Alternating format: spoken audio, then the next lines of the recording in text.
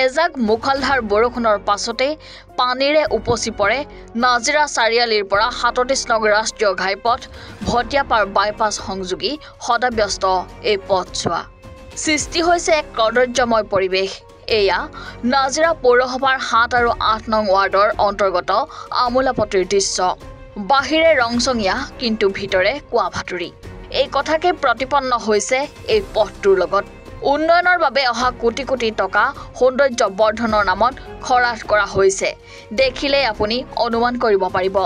বিজ্ঞানসন্মত পৰিকল্পনাৰ অভাৱৰ বাবেই নাজিৰাবাসীৰ লগতে দাঁতিকাষৰীয়া অঞ্চলৰ লোকসকলে জিয়াটো ভুগিবলগীয়া হৈছে।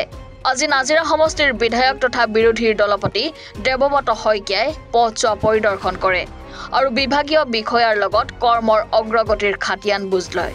1 কিলোমিটাৰ পথৰ উন্নতিৰ বাবে প্ৰায় 1,70,00,000 টকাকৈ ধাৰ্য কৰাৰ পাছতো উন্নয়নৰ এনে নমুনাই চকু কপালত তুলিছে এতিয়া সাধাৰণ জনতাৰ। ফুটপাথৰ ওপৰত টাইলছ লগোৱা হৈছে ঠিকেই, কিন্তু আৱৰ্জনা নিষ্কাশনৰ বাবে নাই মেইনহলৰ ব্যৱস্থা। নাজিৰাৰ পৰা জাকিৰ আখতাৰ হুছেইনৰ ৰিপৰ্ট, এনি ভাৰত 24।